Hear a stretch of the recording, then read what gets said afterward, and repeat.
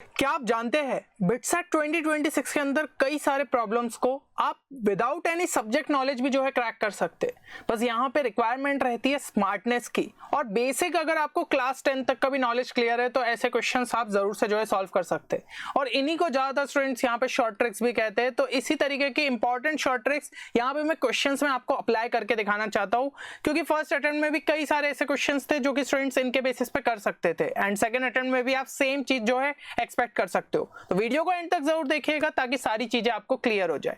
अब सबसे पहला क्वेश्चन अगर हम देखें तो सिस्टम ऑफ लीनियर इक्वेशंस दिया है और ये टाइप के जो क्वेश्चंस रहते हैं जहां पे आपको कंसिस्टेंट, इनकंसिस्टेंट, फिर इनफाइनाइट, यूनिक, नो सॉल्यूशन, इस टाइप के केसेस रहते हैं। तो स्टूडेंट्स या तो मैट्रिसेस वाले मेथड से जाते हैं या फिर डिटर्मिनेंट वाले मेथड से जाते हैं, लेकिन वो एक सीक्रेट मेथड भूल जाते हैं जो कि होता है हमारे क्लास 10th का कॉन्सेप्ट कि अगर हमारी इक्वेशंस टू वेरिएबल दी है तो हम उसको जो है यहाँ पे कोफिशिएंट के रेशियो की मदद से जो है सॉल्व कर सकते। सेम चीज आप इसके अंदर कर सकते थे, लेकिन अब आप बोलोगे कि ये तो तीन इक्वेशन तीन वेरिएबल है तो कोई प्रॉब्लम नहीं ना, हम एक वेरिएबल को यहाँ पे एलिमिनेट कर लेते। कैसे कर सकते हो? जैसे कि इसको मैं फर्स्ट इक्वेशन बोल दूं, इसको सेकंड बोल दूं, इसको थर्ड इक्वेशन बोल दूं, तो यहाँ पे फर्स्ट इक्वेशन को मैं सेकंड में से सब्ट्रैक्ट कर देता हूं। तो ये क्या बन जाएगा यहाँ पे हमारा x2 प्लस आपका ये हो जाएगा यहाँ पे 2x3 and this will be equal to 9 minus 6 3। अब जो है आप यहाँ पे क्या करिए कि थर्ड इक्वेशन में से यहाँ पे जो फर्स्ट इक्वेशन है सबसे पहले उसको 2 से मल्टीप्लाई कर दीजिए और फिर सब्ट्रैक्ट कर दीजिए। तो इससे क्या होगा, यहाँ पे 2x1 बनेगा तो यहाँ पे ये 2x1 कैंसल हो गया, फिर 5x2 माइनस 4x2 हो जाएगा तो यहाँ पे क्या आ जाएगा आपका x2 आ जाएगा और यहाँ पे क्या हो जाएगा a माइनस ऑफ 6x3 यहाँ पे हो जाएगा एंड यहाँ पे क्या आ जाएगा b माइनस ऑफ 12। ठीक है, तो इस तरीके से हमें देखिए दो इक्वेशन दो वेरिएबल मिल गए।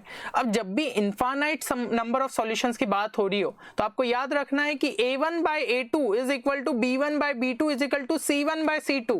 ये चीज हम क्लास 10th में पढ़ते हैं और यूनिक के लिए क्या रहता है कि a1 by a2 should not be equal to b1 by b2 और यहाँ पे आपका जो नो सॉल्यूशन रहता है उसके लिए रहता है a1 by a2 is equal to b1 by b2 but not equal to c1 by c2। ठीक है, तो ये बस कंडीशन से आप तीनों याद रखेंगे, आपका काम बन सकता है। तो अभी के केस में हमें ये यूज करना है। तो a1 बाई a2 हमारा हो गया यहाँ पे 1, फिर b1 बाई b2 हो जाएगा 2 डिवाइडेड बाई a माइनस 6 और फिर यहाँ पे c1 बाई c2 हो जाएगा 3 अपॉन b माइनस 12। तो a की वैल्यू हमें क्या मिल गई 8 और b की वैल्यू यहाँ से क्या मिल जाएगी 15, यानी कि option D is the right answer. इस तरीके से आपको ये क्वेश्चन को सॉल्व करना था। तो ऐसी तरीके की कई सारी शॉर्ट ट्रिक्स हमें एग्जाम में बहुत ज्यादा हेल्प करती है।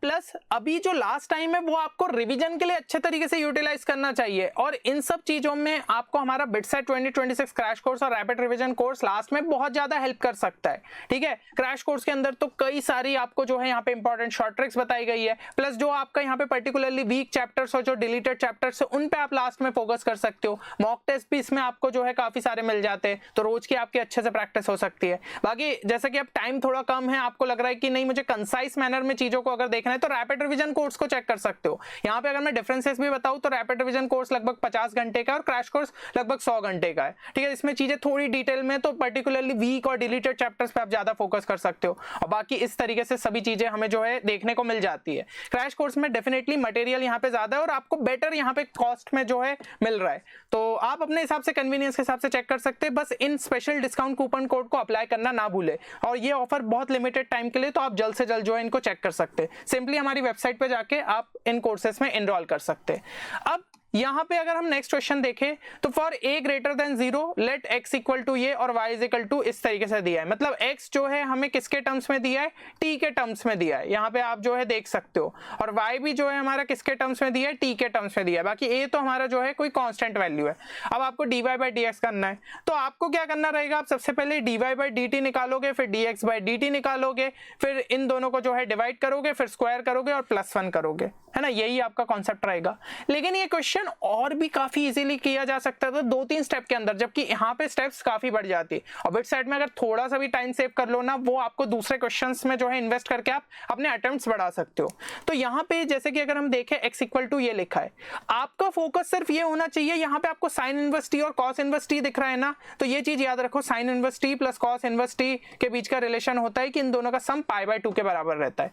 तो यहाँ से अगर मैं जो है किसी तरीके से साइन इनवर्स टी की वैल्यू निकाल लूं, जो कि बहुत इजीली निकाल सकता हूँ, पहले स्क्वायर किया तो यहाँ पे एक्स स्क्वायर आ जाएगा, और फिर लॉग बेस ए ले लिया तो यहाँ पे ये ए का जो है पावर यहाँ पे चले जाएगी और सिर्फ साइन इनवर्स टी बचेगा। तो ये पर्टिकुलरली हमारा ऐसा हो जाएगा log base A X square, और ऐसे ये भी हो जाएगा log base A Y square equal to क्या हो गया पाई बाय 2। तो ऐसे कैलकुलेशन तो भाई दिमाग में ही करने रहेंगे। अब 2 जो है इन दोनों का यहाँ पे बाहर की साइड आ जाएगा और वो 2 को यहाँ पे भेज दे, तो एक बार में मैं इक्वेशन लिख रहा हूँ log base A X plus log base A Y is equal to हमारा यहाँ पे कितना हो जाएगा पाई बाय 4। आ रही है चीज समझ में? ठीक है।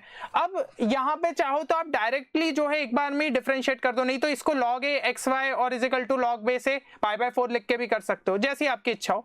अगर जैसे कि मैं यहाँ पे डायरेक्टली डिफरेंशिएट कर दूं तो ये हो गया 1 बाय एक्स, और यहाँ पे हमारा क्या हो जाएगा 1 by Y D Y by D X, और ये तो हो गया कितना 0। तो D Y by D X की वैल्यू हमारी यहाँ पे कितनी आ रही है, इसको अगर इधर भेजू तो माइनस वाई बाय एक्स, और इसका स्क्वायर करें तो 1 plus Y square by X square, मतलब कि ये वैल्यू हमारी आ जाएगी ऑप्शन डी के बराबर। इस तरीके से आपको सिंपली सॉल्व करना था। तो ये बहुत आपका जो है टाइम सेव कर गया है मेथड, जबकि ओरिजिनल से आप करने जाओ भाई चेन रूल जो है थोड़ा सा लंबा लग जाएगा यहाँ पे, ठीक है ना।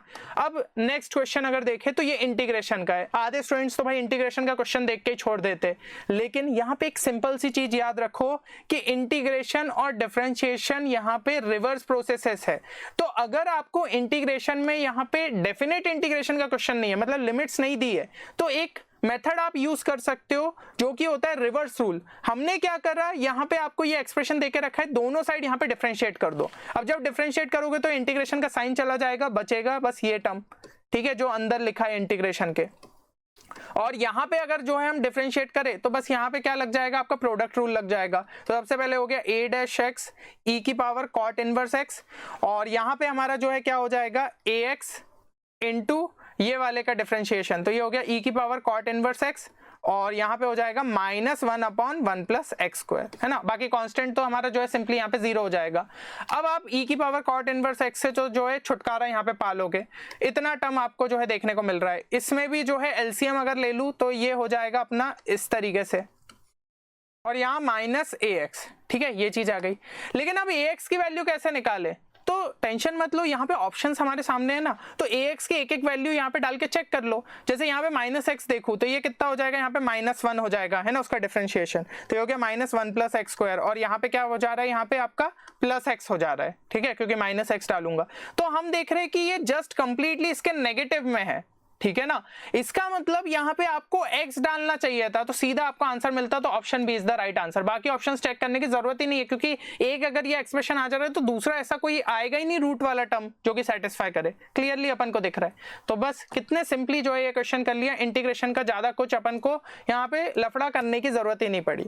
और देखो लास्ट टाइम पे जो है ये ट्राई करो ज्यादा से ज्यादा जो है मॉक टेस्ट देने, और कई स्टूडेंट्स यहाँ पे लॉजिकल रीजनिंग और इंग्लिश के अंदर जो है मार्क्स खा जाते, फर्स्ट अटेम्प्ट में कम स्कोर रह गया था, जबकि वो सेक्शन ऐसा है कि 90 मार्क्स का वेटेज कैरी कर रहा है। अगर आपने 75-80 मार्क्स निकाल लिए तो आपके स्कोर को एक अच्छा खासा बूस्ट मिल सकता है। और उसके लिए भी जो है आपको सेपरेट पैकेजेस हमारी वेबसाइट पे देखने को मिल जाएंगे, लाइक LRN इंग्लिश का कोर्स चेक करना है, या फिर जो है आपको सिर्फ मॉक टेस्ट देना है। बस ये स्पेशल डिस्काउंट कूपन कोड आज के लिए है, तो इनको आप जो है अप्लाई करके और ज्यादा अफोर्डेबल अपने लिए बना सकते हो। नेक्स्ट क्वेश्चन अगर देखें तो if 2 vertices of an equilateral triangle are this and this, a greater than 0 बोला गया, and the third vertex c lies above x axis, then the equation of the circumcircle of triangle AB says। ये question हमसे यहाँ पे पूछा गया है। अब अगर हम जो है यहाँ पे 2 वर्टाइसेस की बात करें तो ये हमारा हो गया a,0, ये हो गया -a,0, है ना। और क्लियरली जो हमारा यहाँ पे ये वाली वर्टेक्स होगी ये इसके हाफ पे ही जो है यहाँ पे लाई करेगी, है ना, सिमेट्री के कारण अपन जो है समझ सकते हैं। और ये हाइट कितनी रहेगी, अब यहाँ पे टोटल लेंथ ये हो गई अपनी कितनी 2a, तो भाई कोई भी मतलब बहुत ही प्राइमरी क्लास का ये अपना कॉन्सेप्ट रहता है कि ये वाली हाइट कितनी हो जाती है, √3/2a होती है ना। तो यहाँ पे a कितना है, 2a है, तो ये हो जाएगी √3a। वैसे तो ट्रिग्नोमेट्री से भी कर सकते हो, पर डायरेक्ट फॉर्मूला अपन क्लास 8 के टाइम पे देखते ही है। तो यहाँ पे ये कोऑर्डिनेट्स में क्या लिख सकता हूँ, 0,√3a। अब आपको बस एक चीज यहाँ पे करनी है, ये कोऑर्डिनेट्स क्योंकि यहाँ पे ट्राइंगल ABC के है, तो जो भी यहाँ पे सर्कल वाली इक्वेशन रहेगी, मतलब यहाँ जो सर्कल पास हो रहा है वो भी इन पॉइंट्स के थ्रू जो है सेटिस्फाई हो रहा होगा। तो एक एक में बस 0,√3a डाल के देख लो कौन सा इसको सेटिस्फाई कर रहा है। a,0 अगर अपन ध्यान से यहाँ पे 1-2 में डालेंगे तो अपने को पता चलेगा ये तो सब में सेटिस्फाई हो जा रहा है, इसलिए इन पॉइंट्स को हम डाल के नहीं देख रहे, बल्कि ये नया पॉइंट निकाले और इसको चेक कर ले रहे। तो जैसे कि 0,√3a इसमें डालू तो ये वो 0 हो गया। फिर √3a अगर मैं जो है इसमें डालूं तो यहाँ पे क्या हो जाएगा आपका 9a²। फिर यहाँ पे √3a अगर जो है मैं डालूं तो ये कितना हो जाएगा -6a²। देखो 3a² के बराबर आ रहा है। तो ऑप्शन ए जो है that is the right answer. बाकी इसमें भी डाल के देख लो, 0 और √3a अगर मैं डालूं तो 9a²। फिर √3a जब मैं यहाँ पे डालूंगा तो यहाँ पे रूट का टर्म बन जाएगा, तो ये तो वैसे भी नहीं हो सकता है ना। फिर यहाँ पे भी सिमिलरली वही लॉजिक के कारण अपन कह सकते हैं कि वो हो नहीं पाएगा क्योंकि √3 वाला टर्म आ जाएगा। और यहाँ पे अगर जो है √3a जैसे चेक करूँ तो ये कितना हो जाएगा √3a यानी कि 3a² और यहाँ पे भी 3a², तो ये तो 0 हो जाना चाहिए था, तो ये भी सेटिस्फाई नहीं हो रहा है ना। तो क्लियरली जो है हमारे यहाँ पे आंसर क्या रहेगा, ऑप्शन है। तो इस तरीके से स्मार्टली आप जो है इस क्वेश्चन को यहाँ पे अप्रोच कर सकते थे। चलिए अगला क्वेश्चन अगर देखें तो a is equal to imaginary part आपको ये देके रखा है where z is any non zero complex number, ठीक है, और फिर सेट ए में जो है इस तरीके से डिफाइंड है। अब ज्यादातर स्टूडेंट्स का यहाँ पे अप्रोच क्या रहता है, वो इस टाइप के क्वेश्चन में ये करते हैं कि z is equal to x plus i y डालो, और होता ही है, ठीक है, ये कोई गलत कॉन्सेप्ट नहीं है, पर कभी कभी काफी लंबा चला जाता है ये सॉल्व करने में। आप देखिए फाइनली हमें जो है यहाँ पे ये चीज मिली कि a जो है that is equal to -x, और यहाँ से हम जो है आंसर तक पहुंचेंगे। लेकिन अगर आप ऑप्शंस को यहाँ पे ध्यान से देखो तो एक चीज आप पाओगे कि किसी में कुछ वैल्यू इंक्लूडेड है, किसी में नहीं है। जैसे कि इसमें 1 नॉट इंक्लूडेड है, इसमें 1 इंक्लूडेड है ना। तो इस तरीके से थोड़ा सा 1 और -1 पे अपन चेक कर लो ना, उसके बेसिस पे भी शायद हम जो है आंसर दे दे। तो आपको सिंपली यहाँ पे क्या करना था, यहाँ पे एक चीज बोली गई है कि mod of z is equal to 1 और z can't be equal to -1। अच्छा, अब z can't be equal to -1 बोला है तो चलो भाई मैं उठा के -1 डालता हूँ, वो वैल्यू तो पक्का a के अंदर लाई नहीं करेगी। आ रही है चीज समझ में। तो जैसे मैंने -1 डाला तो ये हो गया 2 डिवाइडेड बाय यहाँ पे -1 डाला तो ये हमारा जो है कितना हो रहा है -2i। आ रही है चीज समझ में, है ना। तो 2 जो है अपना यहाँ पे कैंसिल हुआ, तो ये बेसिकली अपना किसके इक्वल आ रहा है, इक्वल टू i आ जाएगा। अब इमेजिनरी पार्ट ऑफ i क्या हो रहेगा, तो that will be equal to 1 only, क्योंकि इमेजिनरी पार्ट यही है और इसका कोफिशिएंट क्या है 1 है। तो a जो है वो 1 नहीं हो सकता, क्योंकि इन्होंने बोला है ना z can't be equal to -1, वो तो हमने जो है जानबूझ के डाला, तो ये वैल्यू नहीं हो सकती। अब इसके अंदर तो 1 इंक्लूडेड है, तो ये वाला अपना कैंसिल हो गया, ये वाला जो है हो सकता है। बाकी ये भी पॉसिबिलिटी है कि 1 इसमें भी इंक्लूडेड नहीं है और 1 अगर अपन देखें तो इसमें भी इंक्लूडेड नहीं है। तो भाई ये अभी तीनों पॉसिबिलिटी है। अब बस -1 पे जो है चेक कर लेते, शायद उससे ही हमें आंसर मिल जाएगा। तो -1 के लिए अब देखो यहाँ पे मॉड्यूलस z इक्वल टू 1 देके रखा है, z -1 नहीं हो सकता, मतलब z 1 तो हो ही सकता है। अब 1 अगर मैं इसके अंदर डालू तो ये हो जाएगा 2 डिवाइडेड बाय यहाँ पे 2i आ गया, ये कैंसिल हुआ, तो ये किसके बराबर आएगा, a आ जाएगा हमारा कितना, इमेजिनरी पार्ट ऑफ ये हो जाएगा -i के इक्वल। तो इमेजिनरी पार्ट ऑफ -i कितना रहेगा, -1, मतलब a -1 जरूर हो सकता है। तो -1 हो सकता है तो वो तो सिर्फ ऑप्शन ए में है, इसमें -1 नहीं दिया, इसमें -1 नहीं दिया है, तो option A is the right answer. ये होती है ऑप्शन एलिमिनेशन टेक्निक, जिसके थ्रू हम कई बार लेंदी अप्रोचेस से जो है बच जाते, और एक सेकंड बिट सेट के लिए बहुत ज्यादा इंपॉर्टेंट रहता है, ये चीज आपको समझनी पड़ेगी। अगला क्वेश्चन अगर हम देखें तो यहाँ पे कॉस्ट ऑफ रनिंग अ बस फ्रॉम a टू b जो है आपको इस तरीके से देके रखा है, where v kilometre per hour is the average speed of the bus when the bus travels at 30 km per hour the cost comes to be 75, और इस तरीके से चीजें देके रखी है। अब ये क्वेश्चन वैसे AOD का है, पर आप इसको बहुत जल्दी सॉल्व कर सकते हो, ठीक है। आपको यहाँ पे डिफरेंशिएट करने की जरूरत नहीं है, आप सिर्फ एक सिंपल सा चीज याद रखिएगा, कई सारे क्वेश्चंस में आपके लिए हेल्पफुल रहेगा। देखो a और b जब आपको दो पॉजिटिव क्वांटिटी दी जाती है और यहाँ पे कोई पूछ ले कि a प्लस बी की मिनिमम वैल्यू कब रहेगी, तो यार आप बस यहाँ पे AMGM इनइक्वालिटी का यूज कर सकते हो ना, a plus B by 2 will be greater than equal to आपका रूट ओवर ऑफ AB। अब यहाँ पे क्योंकि बोला है कि इसकी मिनिमम वैल्यू चाहिए, मतलब ये इक्वेट हो जाएगा, तो यहाँ पे अगर अपन जो है इस टर्म को यहाँ पे भेजे और इधर करे तो हमारा आएगा कि root a minus root b का whole square should be equal to 0, मतलब a इक्वल टू b आ रहा है यहाँ से। तो यही चीज अपन यहाँ पे बोल सकते हैं ना, ये a क्वांटिटी है, ये मेरी जो है b क्वांटिटी है, तो ये तभी जो है मिनिमम रह सकता है, क्योंकि लास्ट में बोला है most economical speed of the buses, तो मतलब आपकी कॉस्ट जो है काफी कम रहनी चाहिए। तो AV is equal to b by v, यानी कि v स्क्वायर की वैल्यू कितनी हो जाएगी, b बाय a, तो v कितना आ गया, root over of b by a। अब b और a की वैल्यू कैसे निकाले, तो उसके लिए भाई आपको यहाँ पे दे के रखिए चीजें। When the bus travel eight 30 kilometre per our, मतलब कि इसके अंदर अगर मैं 30 डाल दूं v की जगह, ठीक है, तो यहाँ पे मुझे जो है क्या मिल जाएगा, कॉस्ट आएगी अपनी 75, तो ये कॉस्ट की ही जो है आपकी इक्वेशन दे के रखी है ना। फिर यहाँ पे जो है 65 कब मिल रही है, जब वेलोसिटी अपनी 40 है, तो ये हो गया 40a, है ना, प्लस b डिवाइडेड बाय यहाँ पे कितना हो जाएगा 40 हो जाएगा। लो भाई 2 इक्वेशन मिल गई।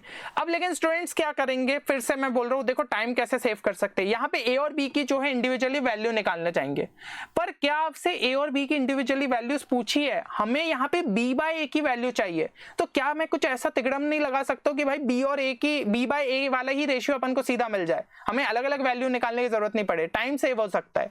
तो यहाँ पे आप एक चीज समझिए, ये कांस्टेंट टर्म से अगर जो है यहाँ पे दोनों से मुझे छुटकारा मिल जाए, ठीक है, ऐसा कुछ करूं तो यहाँ पे directly a is equal to मतलब something into a is equal to something into b मिलेगा, तो b बाय a का रेशियो मुझे वहां से मिल जाएगा, है ना। ये लॉजिक अपन यहाँ पे यूज करेंगे।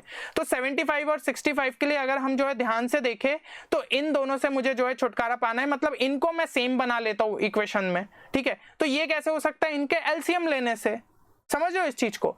तो यार आप इसका एलसीएम तो बहुत इजीली देख सकते हो। देखो 75 हमारा जो है कितना रहेगा 15 इंटू 5 और 65 कितना रहेगा 13 इंटू 5, ठीक है ना। मतलब कि आपको जो है यहाँ पे कितने से मल्टीप्लाई करना पड़ेगा, यहाँ पे जो है 13 से मल्टीप्लाई करना पड़ेगा और यहाँ पे जो है हमारा कितना हो जाएगा, यहाँ पे 15 से जो है आपको मल्टीप्लाई करना पड़ेगा, तब जाके जो है हमारा यहाँ पे सीधा जो है आंसर यहाँ पे आ जाएगा। तो पूरी इक्वेशन को 13 और यहाँ पे 15 से मल्टीप्लाई कर दो, तो ये वाले टर्म्स तो दोनों जो है हमारे क्या हो जाएंगे, यहाँ पे सेम हो गए, ठीक है। ये वाले तो अपने टर्म सेम हो जाएंगे और ये क्या हो जाएगा, ये हो जाएगा, मैं यहाँ पे थोड़ा सा इरेज कर दे रहा हूँ, ये हो गया अपना 390A, ठीक है। और यहाँ पे 13b/30 हो गया और यहाँ पे कितना हो जाएगा इक्वल टू, क्योंकि अब ये दोनों टर्म सेम है तो इक्वेट कर सकते हैं, ये हो गया 600A और यहाँ पे कितना हो जाएगा 15b/40। अब इसको जो है इधर भेज दो तो ये हो गया 210A और यहाँ पे हमारा हो जाएगा b इंटू 13/30 माइनस 15/40। अब ये कितना हो गया 40 इंटू 13 520 में से 450 को सब्ट्रैक्ट किया तो कितना आ रहा है अपना 70/1200, ठीक है। और इंटू यहाँ पे b आ गया और 210A, तो ये तो 1 जा 3 जा, मतलब b बाय a की वैल्यू हमारी कितनी आ रही है 3600। जब इसके अंदर डालूंगा तो सीधा क्या मिल जाएगा, रूट 60 मिल जाएगा। तो option C is the right answer. भाई a और b अलग अलग निकालने की थोड़ी मेहनत अपनी बच गई। आप खुद भी करके देखिएगा तब आपको समझ में आएगा कि कैसे थोड़ा सा भी जो टाइम अपन सेव कर रहे हैं, तो ये सब चीजें आपको बहुत ज्यादा हेल्पफुल रहती है। कई बार कुछ डायरेक्ट a प्लस बी की वैल्यू पूछी a माइनस बी की, तो आप इक्वेशन को वैसा बनाओ ना कि सीधा अपन को a प्लस बी या a माइनस बी की वहां से वैल्यू मिले, हमें अलग अलग वहां पे निकालना नहीं पड़े। क्योंकि फिर 2 बार जो है अपने को एक पहले आंसर निकाला, फिर सब्सटीट्यूट किया, फिर उसको सॉल्व करके दूसरे का आंसर निकाला, फिर दोनों की वैल्यू उठा के वहां पे डालेंगे, तो वो थोड़ा सा जो है अपनी लेंथी प्रोसेस हो सकती है। तो होपफुली ये सारी चीजें क्लियर है। बाकी अगर नेक्स्ट पार्ट चाहते हो तो इस वीडियो को लाइक जरूर कर देना। टारगेट लाइक्स हम लेते हुए चल रहे हैं यहाँ पे 500 और डेफिनेटली जो है नेक्स्ट वीडियो में आपके लिए यहाँ पे जो है रिलीज करूंगा। चलिए तो मिलते हैं नेक्स्ट वीडियो में, तब तक के लिए take care and good bye.